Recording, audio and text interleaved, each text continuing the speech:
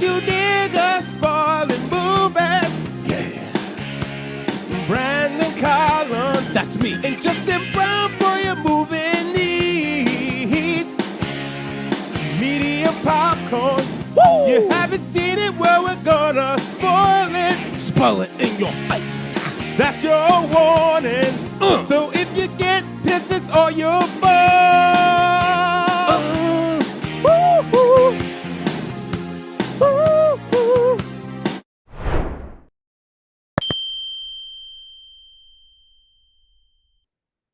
Happy holidays, little biscuits and sun-dried tomatoes. It's your boy, Eddie Collins.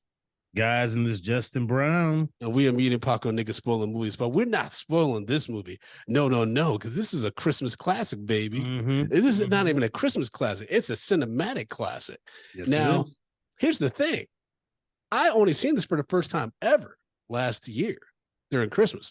I was in my studio apartment in LA. Tati and I had nothing to do because, we don't have no family out there. It's sunny out in California. It doesn't feel like Christmas at all. No. And it was just like, hey, this is on YouTube TV. Let's give it a gander. I've never seen it before. And before I get to my thoughts, Justin, have you ever seen It's a Wonderful Life before we had to review for this podcast? Not in entirety. Right? Like, it's like there's scenes where you remember, you're like, oh, well, Angel gets his wings and stuff like that. And then there's certain tropes that you've seen in other movies, like The Family Man with Nicolas Cage, very much like, hey, this is the alternate world if you had made this decision and what have you. But so you had never seen it fully either. No. Until recently. Well, it's also like, I'm not watching many movies from 1946. Sorry, guys. You're not actively seeking those out? I mean, when this movie came out, my dad was 9 years old. So Jeez, that means he paid a nickel to see this in the theater. If that. He was like, nah, boy, let me tell you about the time I saw that white man, the Jiminy Boy. He was in this movie because that's the name of the main actor, right? That's Jimmy Stewart. The Jiminy Boy. His name is not Jiminy Boy. It's Jimmy Stewart. He's a no, it's Jimmy Stewart, but it's not Jiminy Boy. That's a weird. He's a damn cricket. Well, here's the thing, right? Like, is that back then, James Stewart, I imagine, was like the Tom Hanks of his time, like incredibly likable white guy. I could see that. Like he was in everything, right? He was like in a bunch of movies. He won a lot of awards: Screen Actors Guild Lifetime Achievement, AFI Lifetime Achievement, Academy Honorary Award, Presidential Medal of Freedom. He was in movies like Mr. Smith Goes to Washington, a movie I haven't seen ever either. Maybe we could add that to the list because we're going down this rabbit hole, old ass movies. I have seen Rear Window. I actually have to rewatch that again for some research for a movie I'm doing. Vertigo, which I've seen, Alfred Hitchcock. So he did a few Alfred Hitchcock movies. But he's got that gee golly, nervous Nelly kind of energy. Yes, he does. Which I think works really well for this movie. Apparently, in Lluvia's trivia, though, this nigga was going through PTSD in the making of this movie because he had just come from the war. Oh no. Yeah, so apparently let me find out the trivia that Lluvia found. It was pretty nuts. During the filming of It's a Wonderful Life, James Stewart was actively suffering PTSD and depression due to his service in World War II. Stewart told friends that he related a lot to the character of George Bailey. Some of the scenes where George acted out in anger was considered cathartic for Stewart and his struggles with mental health. And that makes a lot of sense because I wrote down before I read Lluvia's I was like, man, Jimmy Stewart's going to do some shit. Like this is he's channeling to something. It's like the way we talked about Jonathan Majors in his recent movies where we're like, before all the the shit popped up, where we're like, he's been through some shit, right? He's got some things going on. Because when George loses his mind, you're like, oh, this is a man grasping for straws. Just help me, please. Did you also know that the guy who played Mr. Potter, that's a relative of Drew Barrymore? Oh wow, really? Yeah. That's Lionel Barrymore. So I guess that would be her grandfather or great grandfather. I mean, because he died in 1954. Yeah. So I'd say probably grandfather. I imagine, yeah, that makes about sense. Yeah. I mean, but she's also a little long in the tooth too nowadays, you know. Yeah. Mm-hmm. Because she Mm-hmm. was a child actor, what, in the 80s? That was like E.T. and stuff, right? So Yeah. Well, I mean, yeah, probably she was, granddaughter. yeah, probably granddaughter. So like she was she's like actually one of the first like child actors who kind of started to lose her shit. He's her great uncle. Thank you, Lluvia. See, that's why Lluvia is our producer. She's Mm-hmm. the researcher. She Googles shit real quick. Boom, I boom. mean, eventually Lluvia, we're gonna be able to replace it with Chat GPT, but you know, for now we enjoy your we enjoy your support. Um, which is crazy. Like it was, yeah, I mean, that was a great performance too. I was like, the guy who played Mr. Potter, like, there's some really good characters and great dialogue in this. Yeah. Mr. Potter clearly was based on Ebenezer Scrooge of A Christmas Carol. Ebenezer. Doesn't really matter.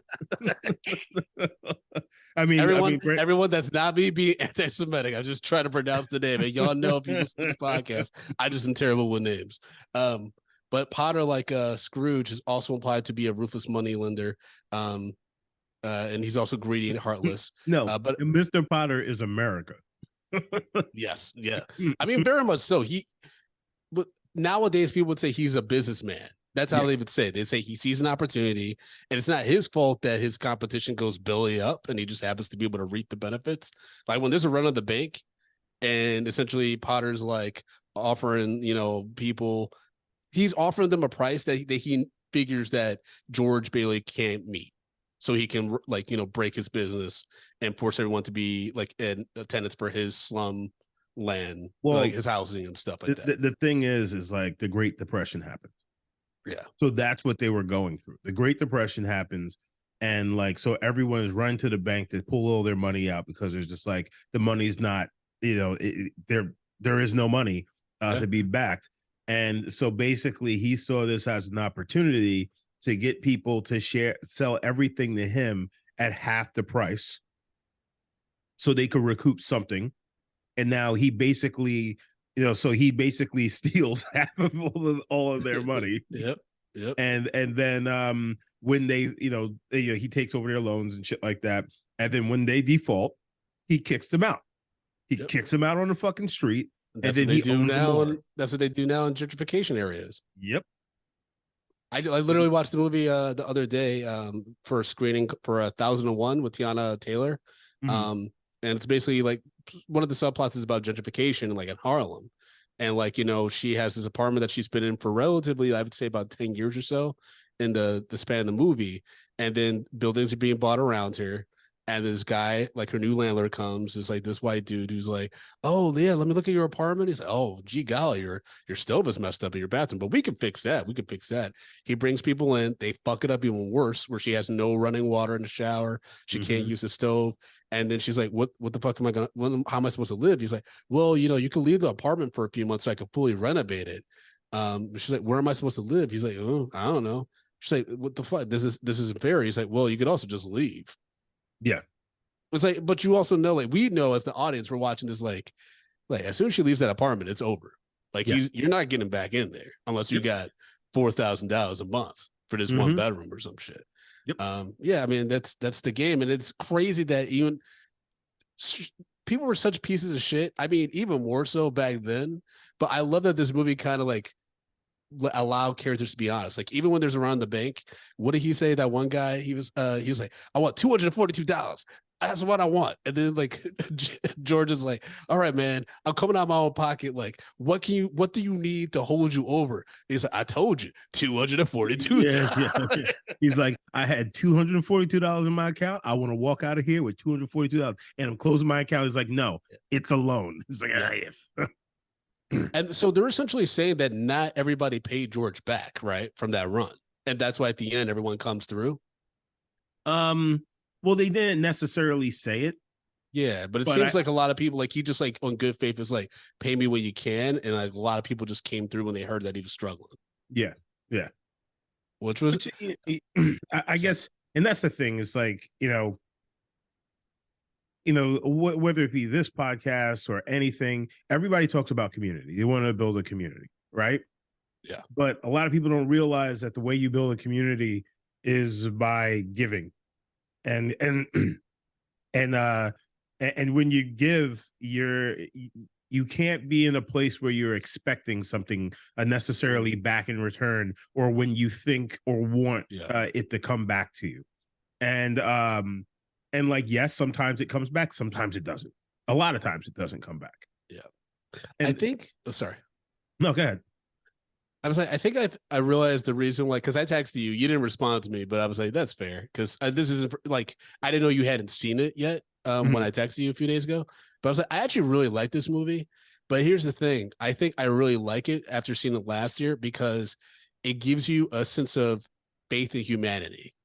Mhm. And I don't think that's what's important. I think that's why Ted Lasso hit so hard when it first came out, because just a genuinely nice person pushing through all the challenges and bullshit and kind of like trying to put a positive spin on everything, because you can't just, drown in your sorrow and your anger, right? Yeah. But for me, it's just very heartwarming, the ending, like where everyone came through. And like, I think it was very humanizing that George is allowed to have human moments. Like at first, it's kind of like he's doing all these good things, right? He's taking over the family business when the dad dies, and he Yeah. sacrifices his own college education to allow his brother to go and pursue his own thing. And even when his brother comes back and it's like, I'm married and I'm not coming back, really, he's still like, I guess I'm staying here. Like he adjusts for the people that he loves and that he cares about. Well, And I so would when, say he sorry, puts his dreams aside. yes, yeah, He puts his dreams, his wants, his needs aside for the betterment of everyone else. Because George could have left for college after his dad died, but he was just like, nah, they're gonna fold this company. mm-hmm. It's like the I only mean, they told him so. They were like, if you don't take over, we're going to sell to Mr. Potter. yeah.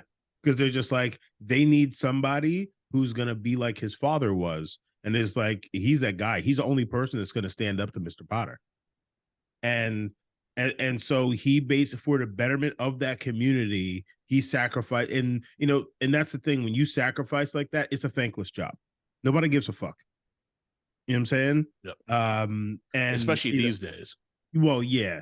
and That, and that and the sense of entitlement that people in society have, like it's bro, that I don't want to bro. go into it, but you know Dude, that I know. George Bailey doing what he did, where he's like, I mean, to be fair, he's he's running a financial institution. Yeah. In theory, those people should get their money whether like he has it or not. Like he should always have the security of like, I got money, right? Yeah. But when like they knowingly see that he's going out of his pocket, out of his own personal funds to try to keep people afloat. Yeah. I feel like if that ever happened now, people would murder George. George would be dead. What do you mean?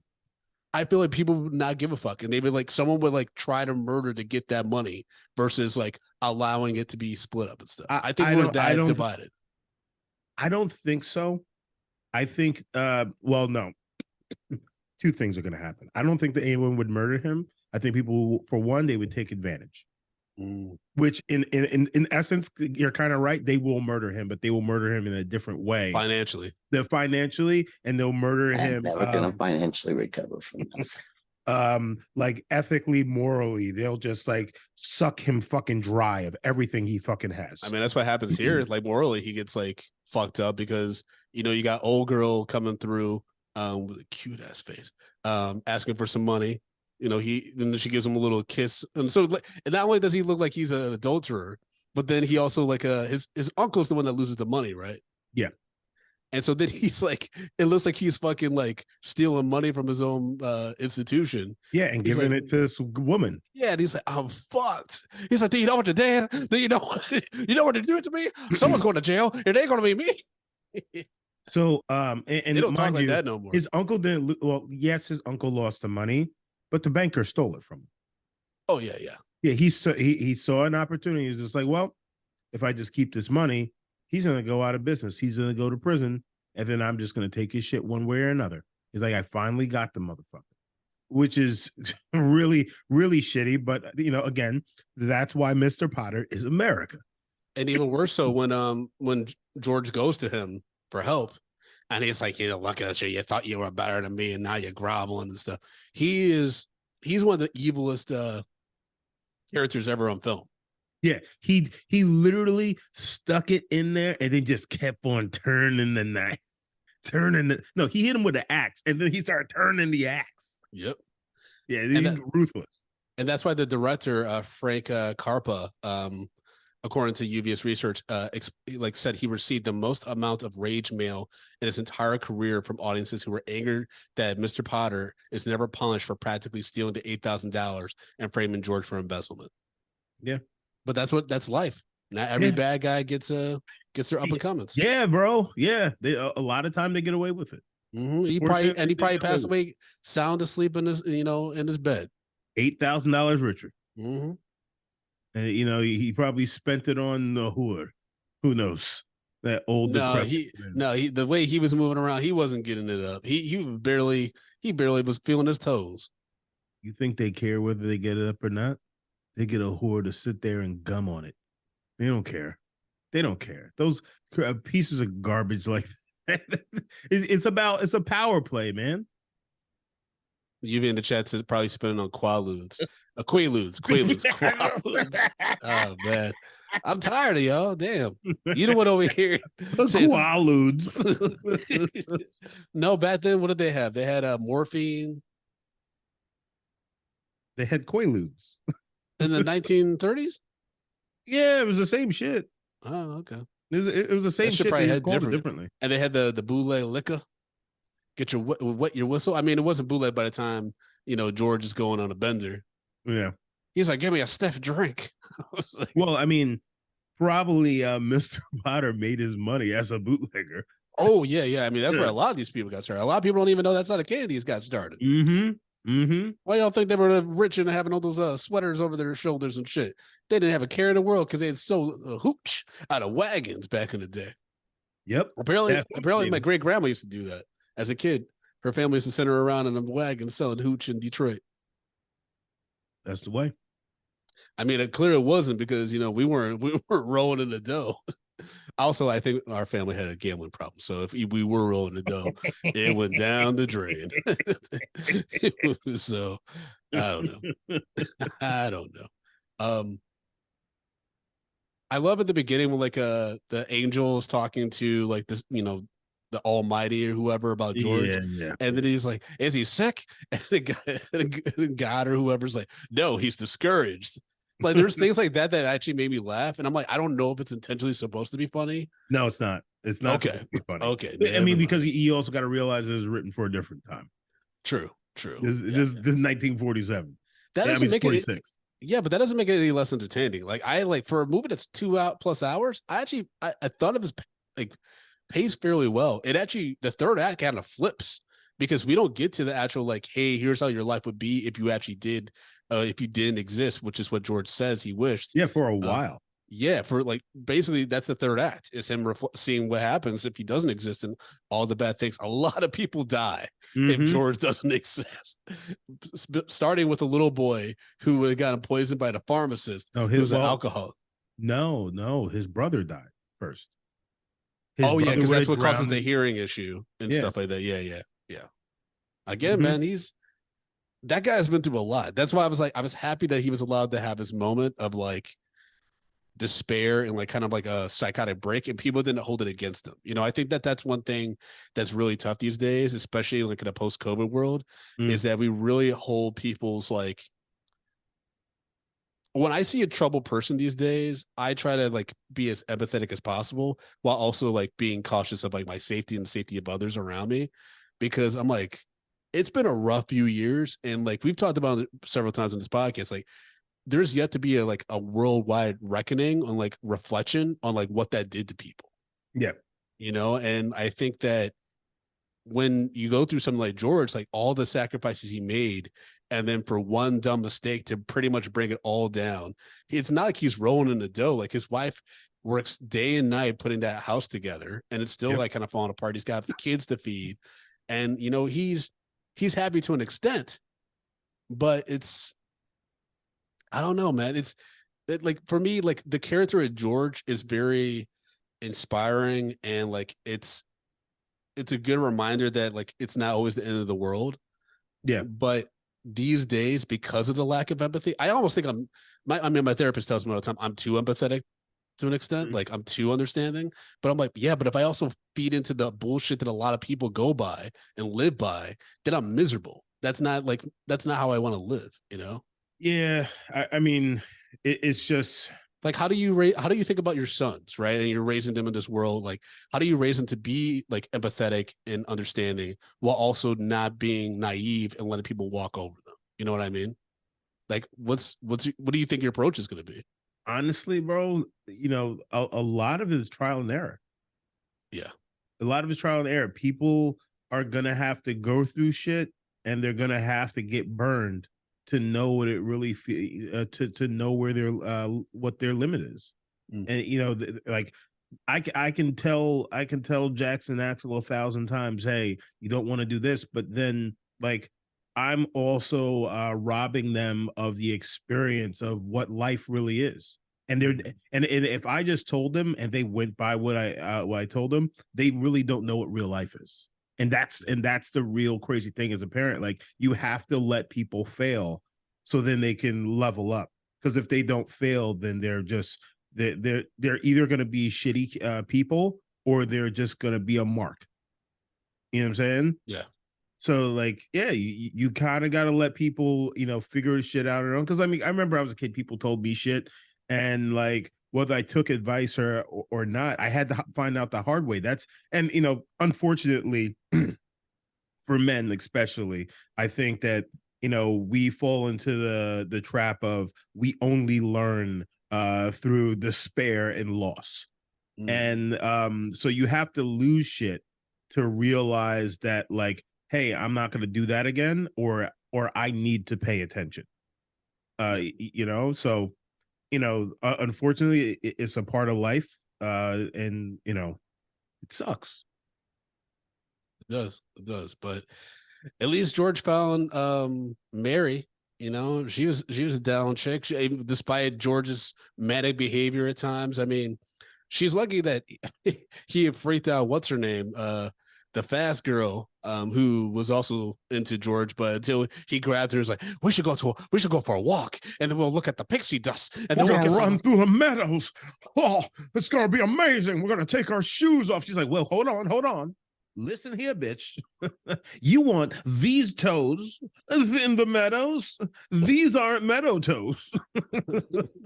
Which is basically what she said to him. He's like, you know how far that shit is? She's like, now, George, get yourself straight. He's like, oh, forget it. He's like, George, do you want this pussy or not? Yeah, she was. I don't know why. I was like, man, that's a cutie right there. No, she was an attractive woman. Yeah, I was. See me if I was George. Oh man! Oh god! I would have went with the slutty one. Oh god! I would at least taken a few rounds with the slutty one before I came around to find the woman that I love. I mean, because this movie takes place at a time before contraception, so your pullout game had to be strong. Otherwise, you had kids popping up like fucking poppy seeds. Yeah. I mean, you are correct, Brandon. You are correct. Like it's just a fact. I mean, but in 1940s, come on. George is out there, living his life. I mean, so George, it seemed like he was older than the other kids. I mean, because like when I wrote that down at one point, I was like, how old is he supposed to be? Because when he was going to leave, for a trip and then come back after, so it seemed like after he graduated high school, he spent time working at the loans place with his father. Mm-hmm. He's like, all right, I'm going off to college. But he was going to take like, a break where he was going to travel Europe and do all this other stuff. And then because like he's talking to that girl, he's just like, how old are you? She's like 18. He's like 18. He's like, wait, is that too young or too old? Wild line. I mean, there's some crazy lines in this. So. I say, wait, is 18 is too old? whoa. He's like, no, it's just right. He's just good. You got enough grass on the field.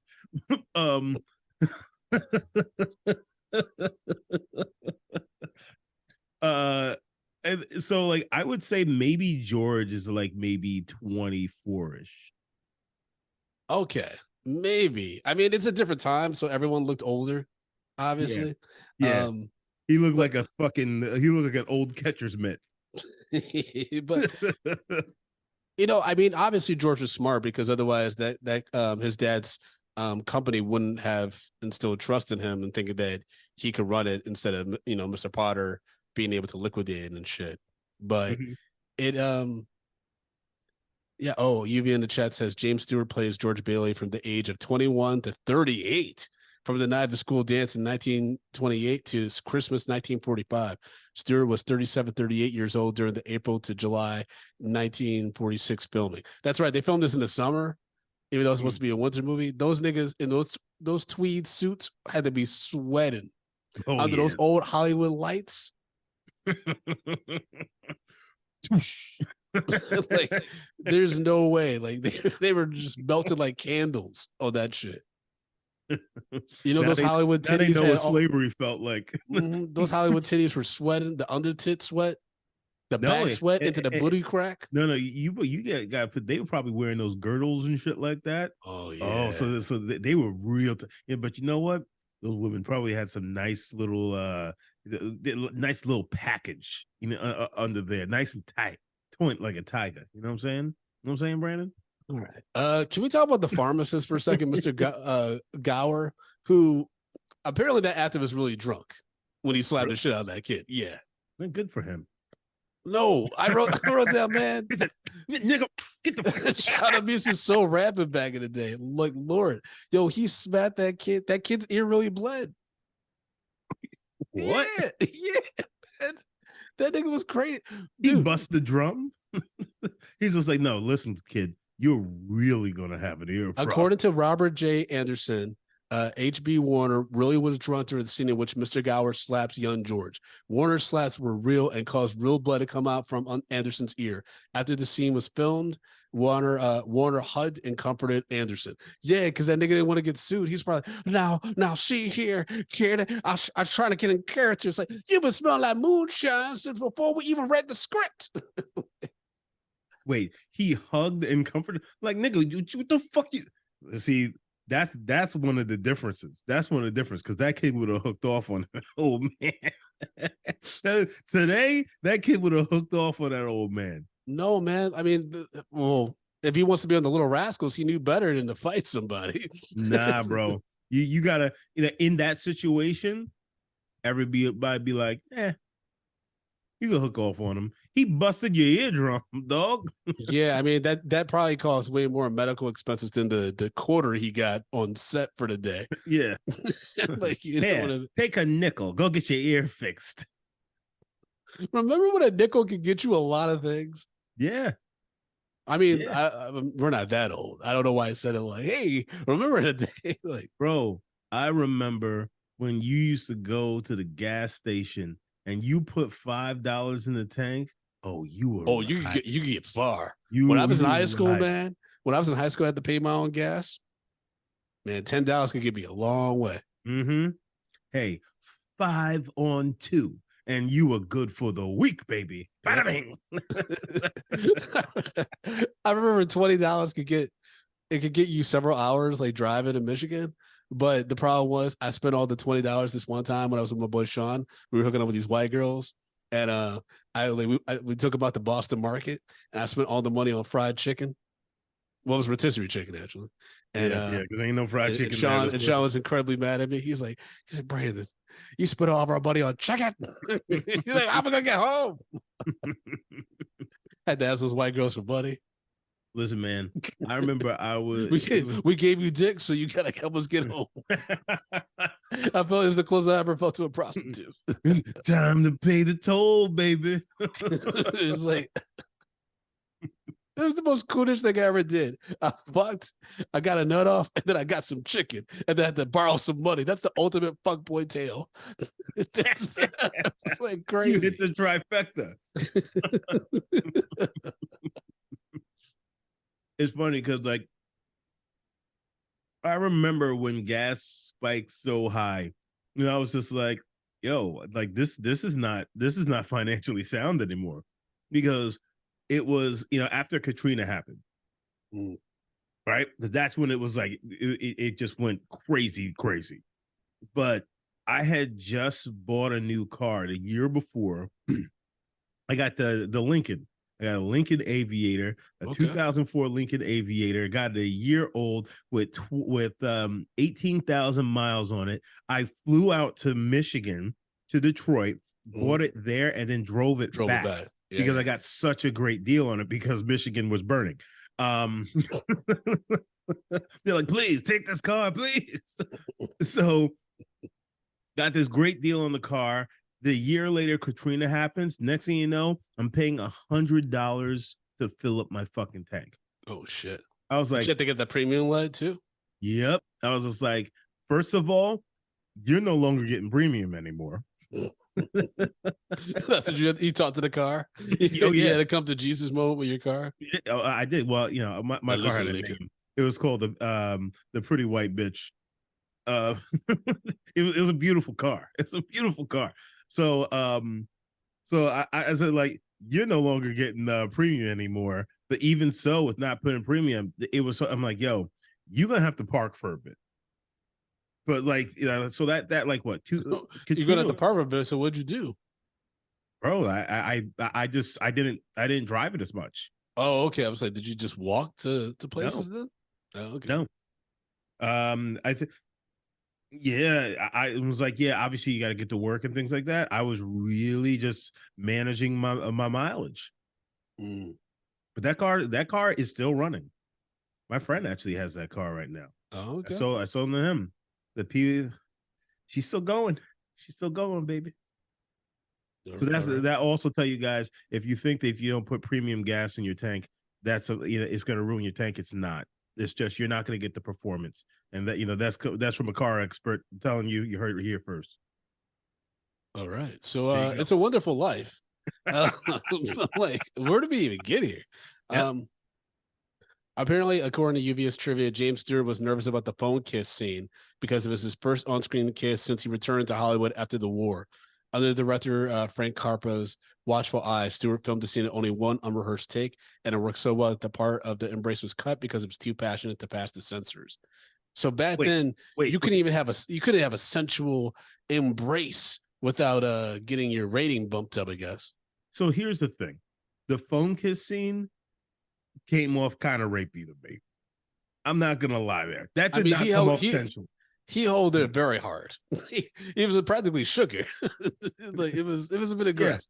Yeah, because he's just like, oh, Mary. He's like, I wrote down. Like, I wrote down.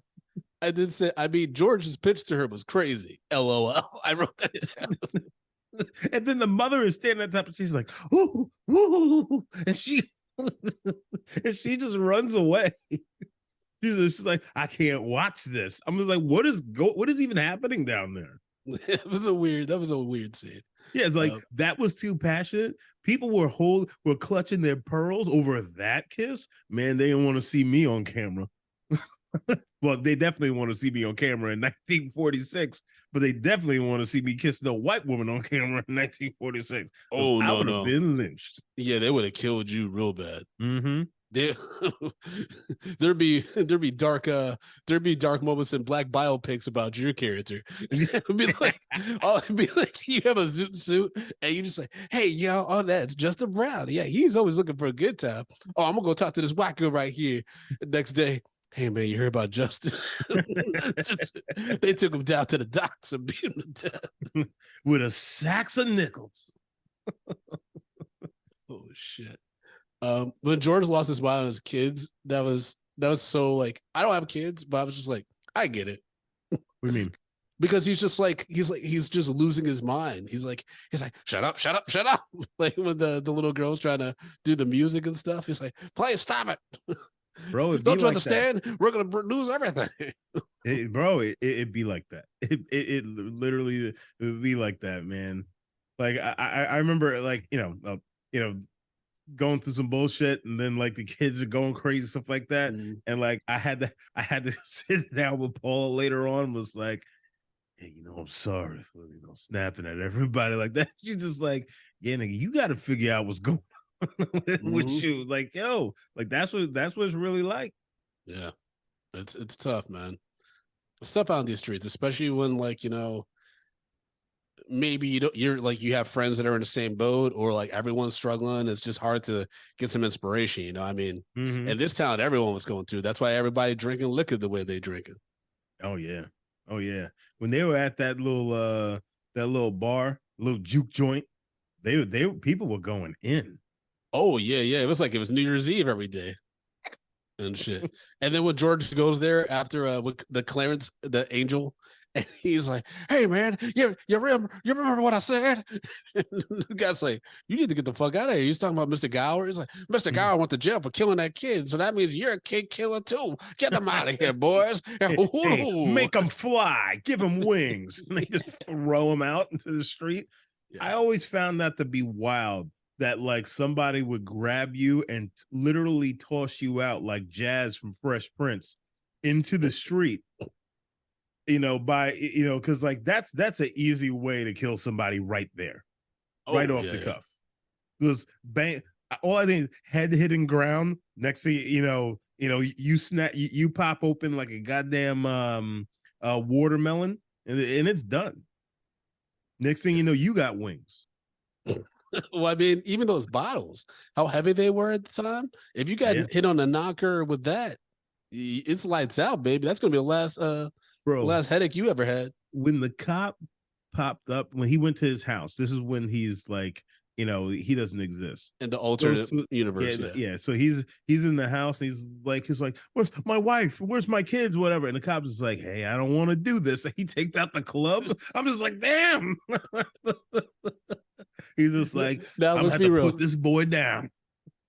I remember when I first saw this movie, I was like, man, there could be a real. I'm sure there is like a version like that has like a black protagonist on Tubi or something of this, like some weird adaptation of It's a Wonderful Life. But I was like, oh wait, you couldn't redo this with like a black family because George ain't gonna make it. George ain't making it past Act 1 in the real world. No. That's not how it works. He ain't getting no money to keep his bank afloat. Nope. Yeah. I mean, listen, he starts giving out money and the police are going to show up. It's like, where'd you get that money from, me, bro? He's like, I run a bank. Okay, I'm looking at my notes. I got a few crazy ones at the beginning. The angel, when they're talking about George, he's like, I like his face. I was like, that's a weird line. Is this angel gonna try to fuck George? I didn't like that line at all. Hold on, so I have a really funny one from the beginning. So she's just like, kind of like asking Mary, kind of talking with George after their night, at the dance or whatever, where they the crazy dance where he courts her after the guy's like, hey, now go back to listen to me, you see, and then she pulls him away. He's like, oh, like everyone's like, why don't you stop annoying people? And he's just like, wait a minute. And then they open up the pool. What movie was that in, where they were dancing and the pool retract and everybody started falling in the pool? There was another like Life. No. There was a movie like I know. Like, there's another movie that like did that similar thing. I'm blanking on it though. Yeah. Anyhow. I mean, there's that movie Carrie too, where she closes the pool and shoots the kid from Home Improvement's balls off. Yeah. Oh, Lluvia said Whatever It Takes. That movie with James Franco. I don't know why I know that, but wild movie. But we should do more of those like really bad early 2000s romantic comedies. Like, like we already did what's the movie with Cisco? Get It Up or Step Off of what the fuck was it called? Get Over It. But we gotta do like, She's all that. No, she's all that. She's the man, Whatever It Takes.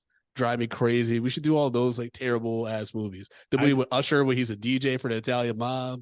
We already did that, didn't we? No, we never did that one either. Oh no, we did that other movie with Usher in it. We did Set It Off. Yeah.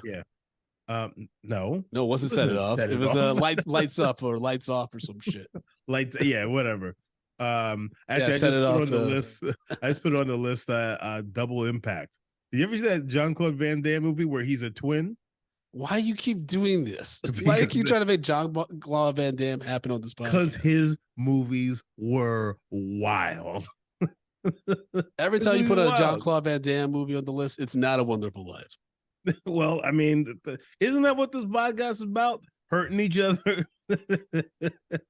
So, all right, when they're walking after the dance or whatever, she's just kind of just like, oh, what's your plans? He's just like, well, I'm gonna get out of this crummy town. I'm gonna see the world. I'm gonna build things. I'm gonna do this. I'm gonna, blah, blah, blah. I'm gonna go to college and see what all that's about. And he's telling all his dreams, and she's like, okay, that's cool. And then she like makes her little wish. She throws it and makes her wish. Like, what'd you wish for? It's like, nah, we'll see if it comes through.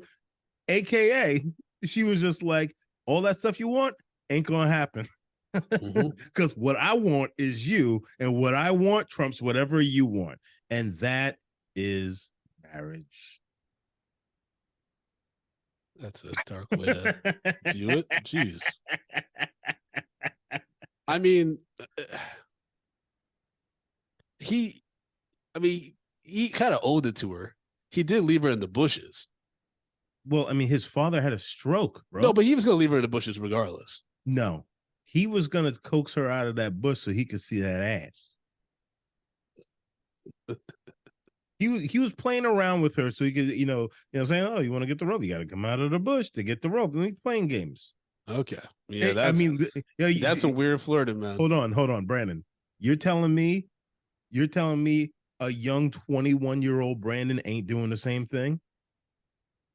Oh, I was doing some crazy shit. Yeah, you're probably doing something far more nefarious than walking around the bush with a robe saying, man, I don't know what I'm gonna do here. This is a situation I haven't found myself in before.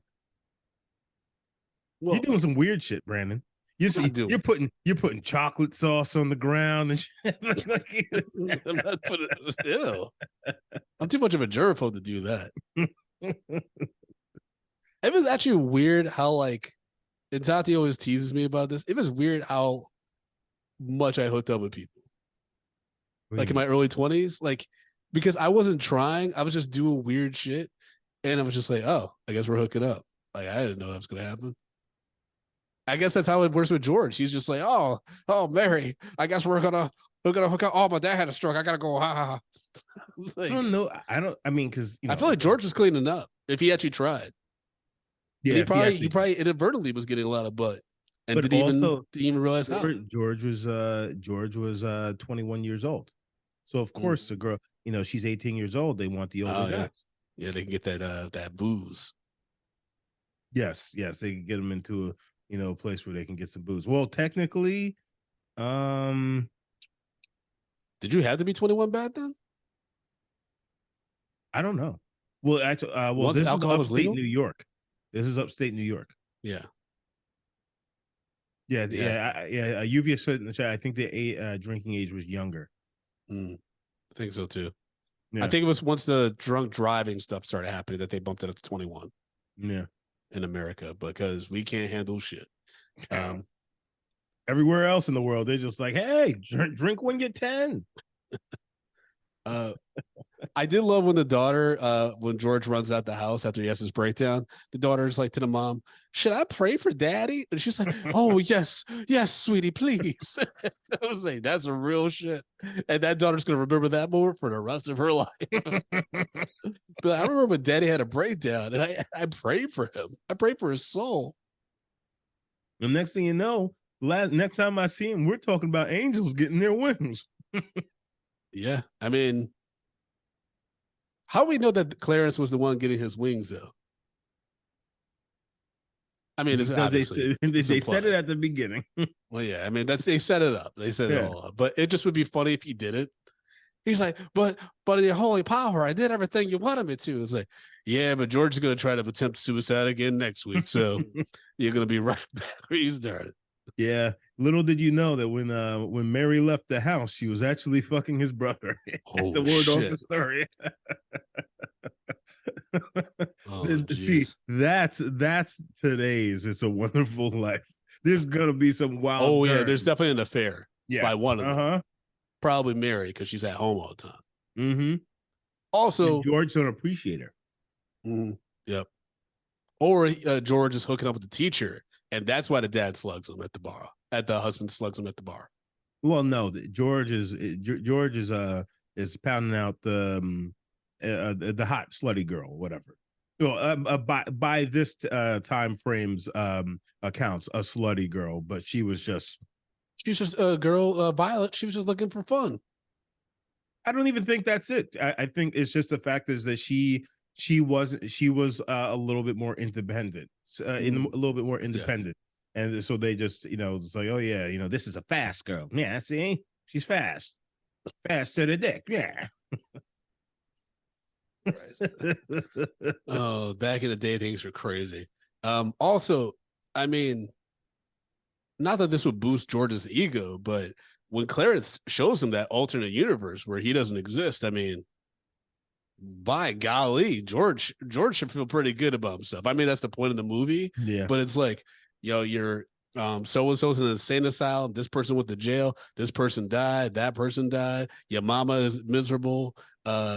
Mary didn't marry and shit. Like all these things that happen. You're like, Mary was looking good cleaning up them yeah. the library. Oh yeah. When she came out, I was just like, I like that look, Mary. Yeah. I like the Mary. If I were George, I still would have been, Mary, I know we're not together in this universe, but I wanna plow you, and we're gonna have a whole herd of cats. What? That's how they talk back then. I know you can say anything in that cadence, and it kind of works. Mary, I just want to put honey all over. I want to drizzle honey and candle wax like it's a Jodeci video. Oh, you sound like Elvis. So we did get a one Patriot thought on It's a Wonderful Life. And folks, remember, if you go to patreon.com/media popcorn, you were guaranteed to have your review or thoughts read on that upcoming episode. And this is from Evelyn, who wrote, I hollered when they called Clarence simple in like the first 2 minutes of the movie. I realized some of the movie is what it is because it was the 40s, but some bits like the brother Harry sexually harassing the black maid were hard to watch. Yeah, that was a bit wild. Yeah. Overall, it's an okay movie, but kind of long, and George kind of sucks. Ooh, interesting.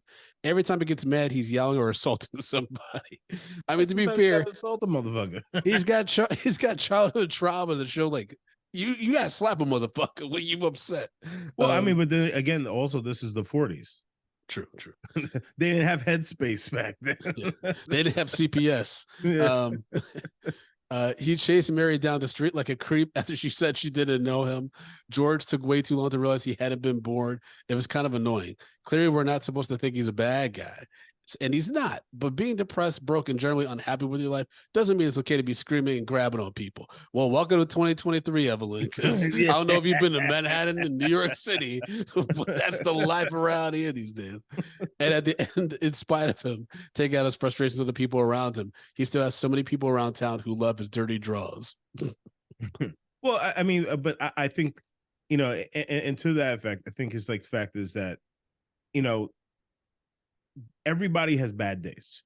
Mm-hmm. You know what I'm saying?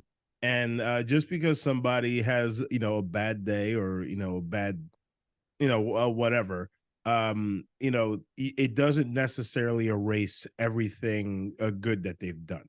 You know what I'm saying? Obviously, there's a limit. I mean, look at P. Diddy. But I don't want to talk about it. I'm not ready. I'm not ready to talk take that. But it's I guess the thing that I enjoyed about this movie is, especially during the holidays, and it's there's a lot of pressure, pressure for giving and and it's also the end of the year, so you think about starting anew and all that kind of junk. And I guess the one thing that I with watching this is just like, yeah, this time of year is so hard for a lot of people because you're reminiscing on all the things that you did wrong throughout the year. The people who are no longer in your life. Yeah. It brings a lot of emotions back up, and the fact is like how much people need support, right?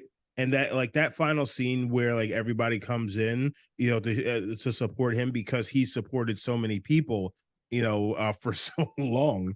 It seemingly, a good almost 20 years here, 10 years or so. It's like it's a cool thing to see that like like, hey, there's hope that people actually give a fuck Yeah. about And they you. notice what you're doing. Yeah, They yeah. take note of the work you put in.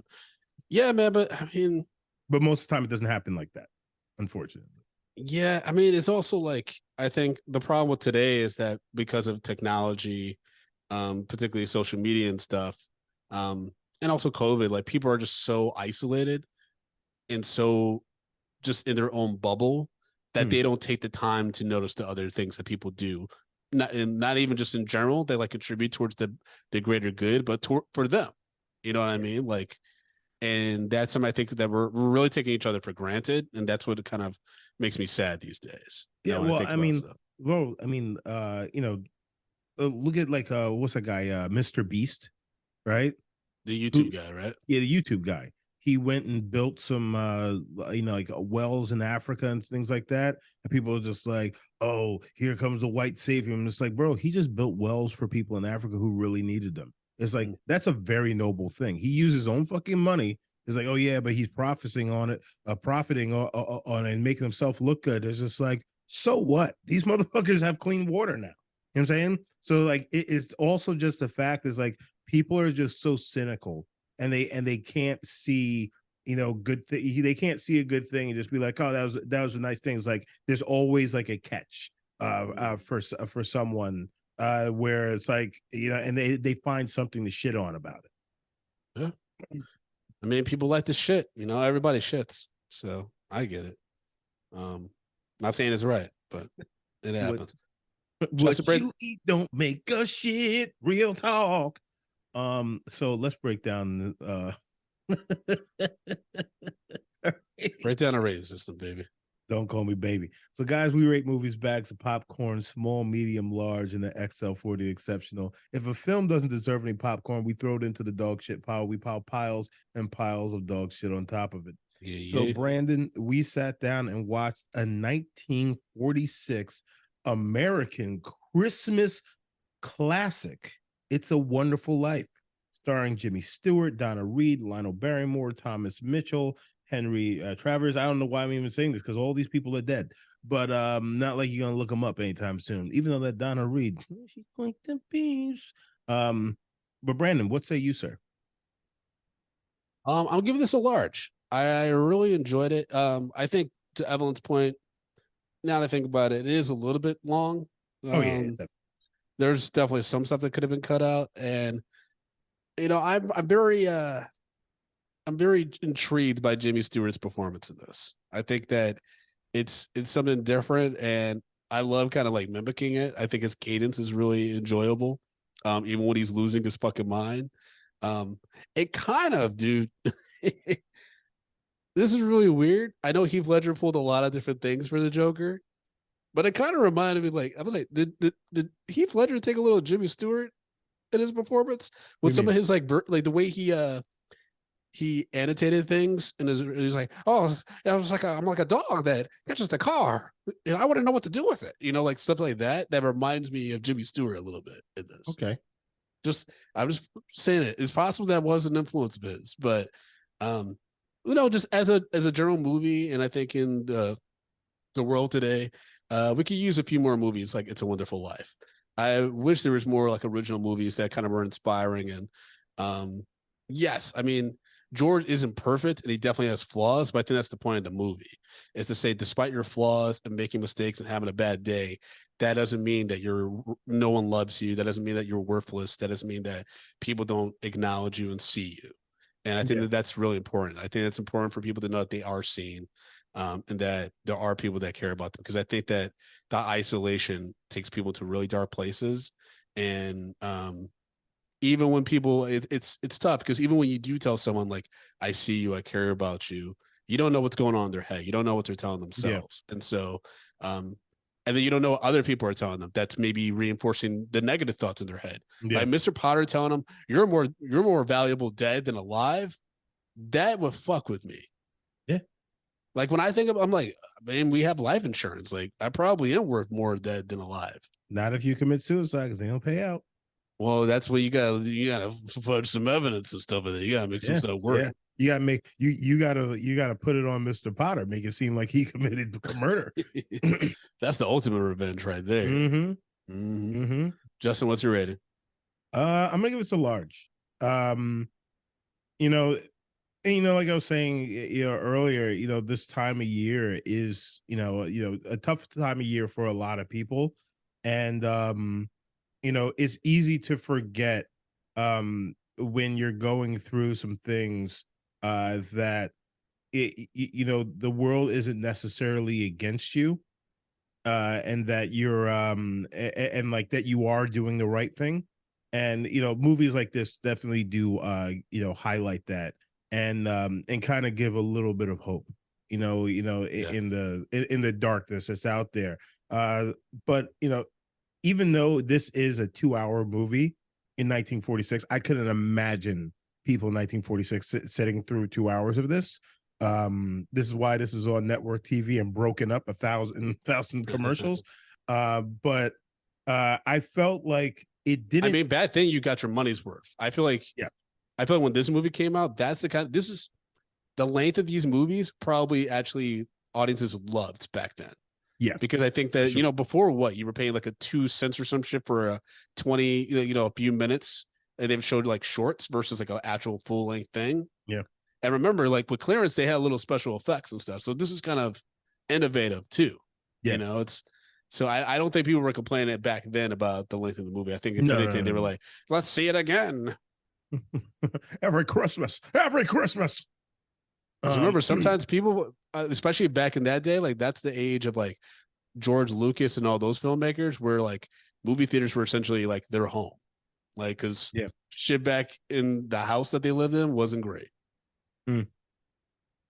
Which is also, just like a feel good movie like this, is especially at that time, was probably helping a lot of people through a lot of difficult stuff.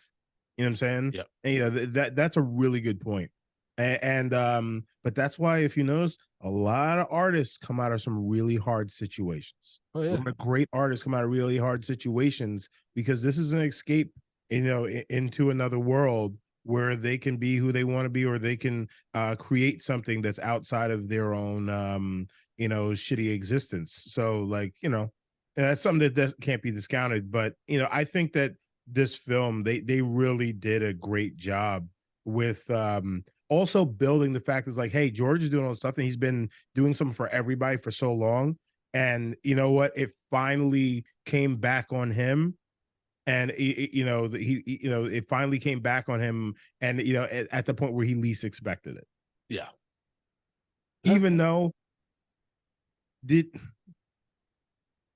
a part of me is just like, maybe it would have been better if he wasn't in the whole like, oh, Merry Christmas. Oh yeah, I know I'm going to jail. Da da da da da. All that stuff. And it's just like when he was really down on himself, that's when like everyone came and just lifted him up.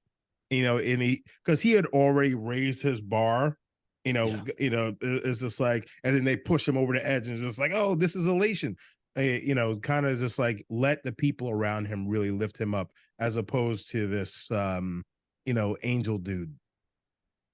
Yeah, but it's also that the religious aspect in it. I think that's I mean, probably 1946 to the writer and director and stuff. But UV in the chat asks, would you consider this a must see during the holidays?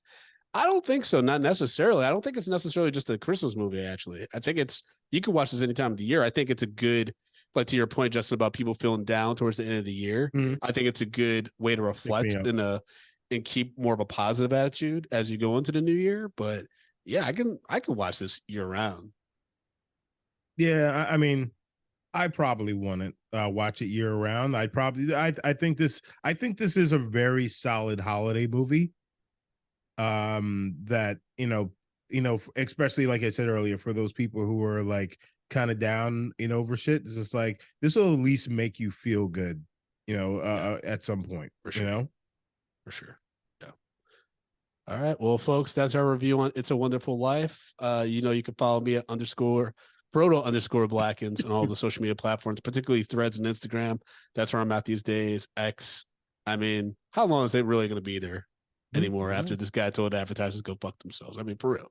Like it's the days are numbered. So also follow Medium P Podcast on Instagram and Threads.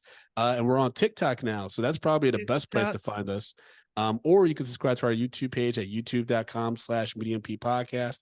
So you get alert about all future episodes and celebrity interviews. There's a bunch that I've done recently. So be on the lookout there. And then Justin, people want to follow you as well as support the show financially. What can they do, my brother? Guys, you can follow me on the socials at J Brown Did It, but you can support this show, excuse me, at patreon.com/medium popcorn. We have $2, $5, $10, and $15 packages on there. So if you love the show, you want to, hear the rant, you want to hear what am I watching, our backlogged episodes, our bonus episodes, our Zoom movie nights, which are back, baby. Patreon is where it's at. And if you also want to be live, for our recordings, and you want to talk in the chat with us and help kind of review these movies like Ali is doing right now, you got to be on Patreon. You'll get the notices of when we're going to record and such, and you can join us on these nights. But leave us a voicemail 347-508-0978. That's right. Get on that. And also, if you're feeling a festive move, we have a wish list on Amazon, amazon.com. Just go to mediumpopcorn.com. It's on our homepage. Just click on that. And we got some stuff for myself, Justin, Lluvia, Tatiana, and for all of us. So if you want to spread the Christmas cheer, go over there, click that, button and buy us a little something. That helps. Or at patreon.com/mediumpopcorn. It all helps the show. We're going to South by Southwest, so we need as many funds as we can get, y'all. Indeed. All right. Until then, we'll talk to y'all soon. Hold on to your butts, y'all.